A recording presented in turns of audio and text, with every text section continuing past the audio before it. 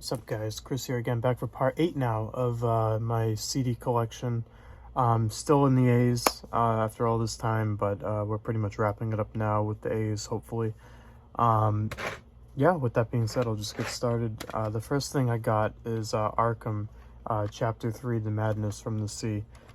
If I get the glare not to... There you go. This is some black metal from France. I believe it came out in the early 2000s, if I'm not mistaken. Nothing to really say about it, just, your typical, black metal, second wave black metal type sound. Nothing fancy about it. Next thing I've got on here is Archon and Faustus. I hope I'm saying that right. I got Perdition, Insonabilis, something. Who knows? And, oh god, Orthodoxon. I don't know. We'll go with that.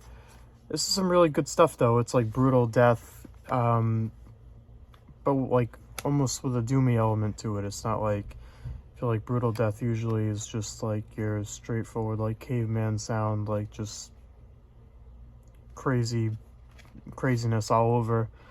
But that's coming from someone who's not the biggest fan of brutal death and tech death and the like. But this adds a different element to it. That you don't normally, I haven't normally found in other bands of the same genre. There we go. The next thing I got is Arcona, which I honestly have no idea how to say the album name because it's spelt very weirdly. I believe it's supposed to say Lunaris, I think, but I'm not 100% sure. They have like a weird font. This is some Polish black metal. This stuff is really, really good.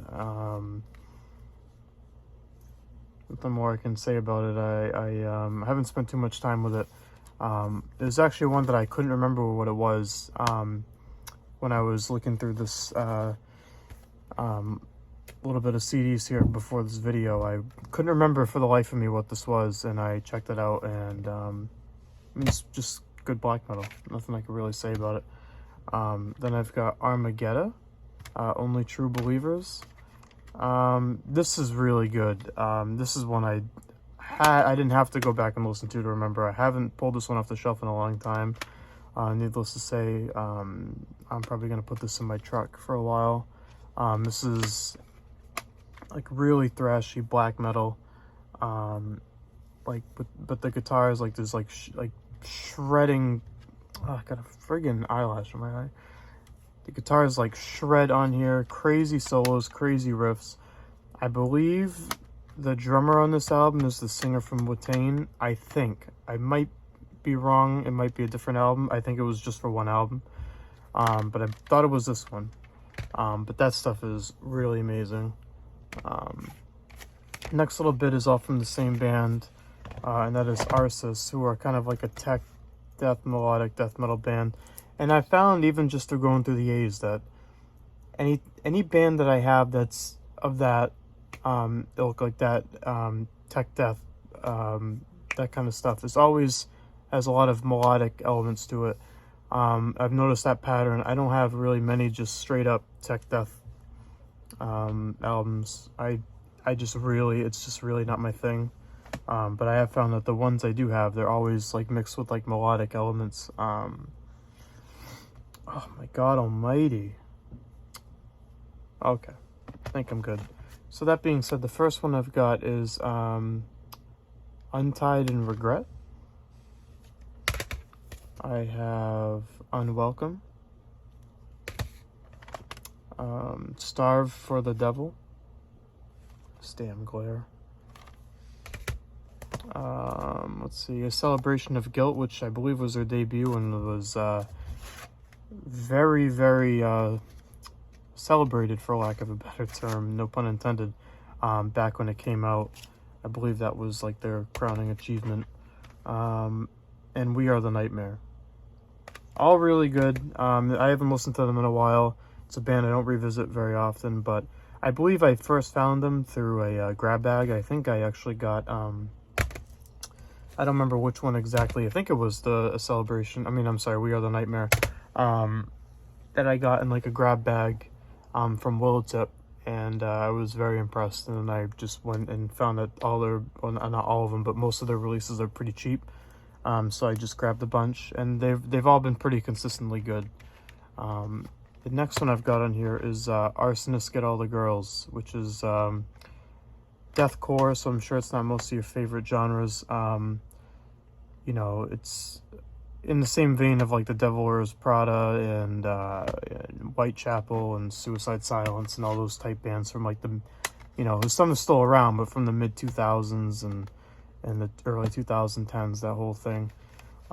This is The Game of Life, which was one of the very first CDs I ever even bought. I bought this way back in the day. This came out in 07. I probably bought it close to that. And then I would have been like 12 when that came out.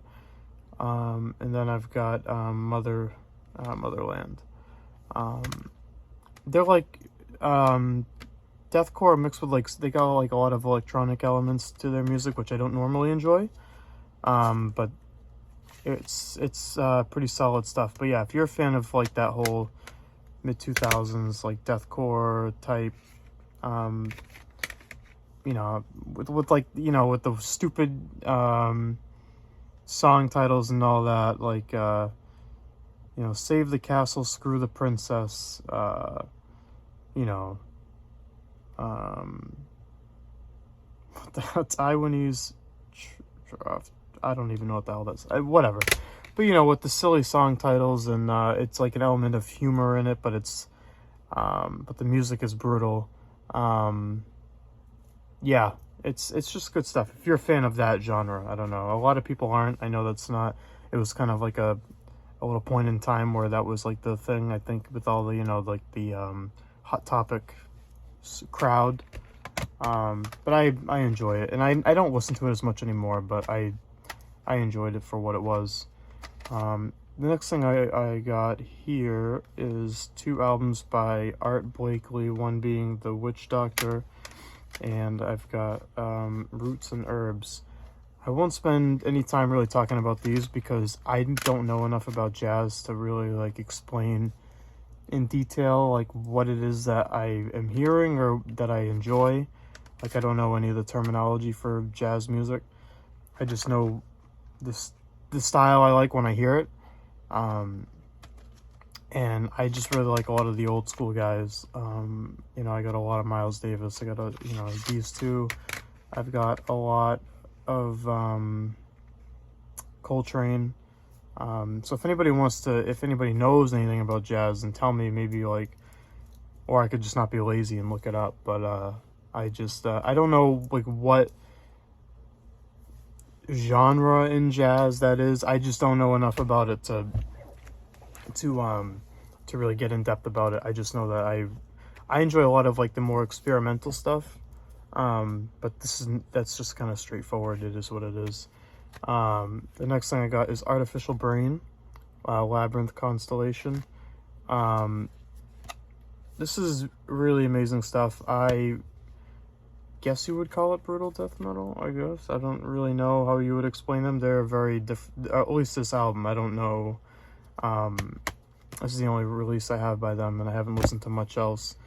The cover pretty much sums it up. It just if you can see it, it just sounds like a post-apocalyptic, like, madness. Like, the guitars or the riffs are so strange, and there's just a lot going on. I don't ever get, like, overwhelmed when listening to music, especially, you know, listening to the kind of music that I listen to, and I'm sure most of you listen to. But this stuff is like a lot to take in at once. And it can be a little bit of a hard listen. But I don't know, after a few listens, it grows on you. And not to say that like the first listen I didn't enjoy it, but it's just so much to take in at once. Every time you re-listen to that, you find something else that you didn't notice the first time. And the next thing I got here is The Art of Dying, Vices and Virtues. This is just like, you know, mid-2000s radio rock type stuff. Heard one of the songs on a video game soundtrack, I believe, and I just bought the album. I mean, I like it, but it's just, you know, Not going to spend too much time on that. The next thing I've got is Arvak, I guess. Art 1, and then something in French, I believe. And you can't even see the cover because it's completely in black. This is just basically some symphonic black metal. I believe it's from France. It looks like French writing. That's got to be French. Yeah, I don't remember too much about it. I just remember it's some, you know, like old school style symphonic black metal. The next thing I've got on here is Azagram, Dawn of the Infinite Fire. This is some pretty brutal black metal. This stuff right here, it's probably an unpopular opinion, but I almost like a clean sound better than, you know, that lo-fi sound. This album right here proves that an album can have very clean production and still sound like really heavy and extreme. I would check that one out if you are not familiar with that one. The next two I've got on here are 2 albums by A$AP Rocky, something different. I haven't talked much about rap on here because I wasn't sure, you know, I knew where I wanted to take this channel as far as, like, you know, more focus on extreme metal. But I mean, as you've seen and you will see when we get deeper on, I have just a lot of everything. And I love rap, like, a lot. It's probably my second most listened to genre besides metal. A$AP Rocky is a one of the more modern rappers that I do enjoy a lot. I feel like he's got a little bit more grit to him than a lot of the other rappers nowadays do. A lot of these have really good features on it. This album right here is a classic in my opinion. Long live A$AP. Yeah, if you're a fan of rap and you don't know A$AP Rocky, then you got something wrong with you. The next thing I got is Ascended Master, What Was and What Shall Be Again, which is a very fitting title. This is like obituary worship, like, oh, god damn it.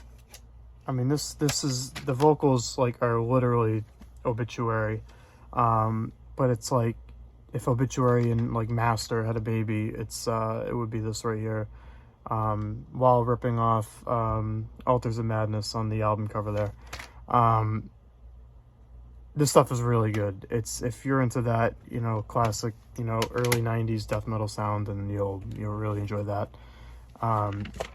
Next thing I got on here is Ascension, Consolamentum. Do any of you have, like, as hard of a time saying these album names as I do, or am I just, like, a dumbass? I can't. Some of these names of these bands and these albums, I feel it makes me feel like an idiot. This is not what you'd expect. I honestly don't really know what I would expect from this album, judging off based off the cover. But it is, like, probably the most evil sounding melodic style black metal you can find. This stuff sounds totally the opposite of this album cover. It's very grim, very just evil sounding. It's really good. Next thing got is Ashbringer with Eugen. Who knows? I don't. This is pretty good post black metal. I'm not the biggest fan of post black metal. I really have to be in the mood for it. And that mood doesn't come very often, and when it does, I don't spend it with this.